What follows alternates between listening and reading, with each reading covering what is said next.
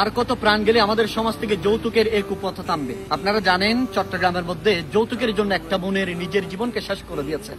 আমাদের কিছু ভাইরা আছে যারা বিবাহ করে কি কাকে জানেন? মেয়েকে বিবাহ করে না, তারা বিবাহ করে ফার্নিচারকে, তারা বিবাহ করে মোটর সাইকেলকে, তারা বিবাহ করে মেয়ের বাবার কারিগরি টাকাকে, মিল ইন্ডাস্ট্রিকে বিবাহ করে। সেজন্য আমাদের সমাজ থেকে এই যৌতুক নামের কুসংস্কার বের হচ্ছে না। আমি আমার ভাইদেরকে বলবো, যারা বিবাহ করেন আল্লাহর ওয়াস্তে একটা ভালো যদি মেয়ে চান, কখনো যৌতুক চাইবেন না। যৌতুকের এই প্রথার মধ্যে সমাজ, আপনার সোসাইটি, আপনার পার্সোনাল লাইফ, আপনার পারিবারিক জীবন, দাম্পত্য জীবন সবচেয়ে বেশি সুখের হবে। একটা মা, একটা বাবা মেয়েকে কত কষ্ট করে লালন পালন করে, কত আদর যত্ন করে মেয়েকে উপযুক্ত করে আপনার হাতে তুলে দেয়।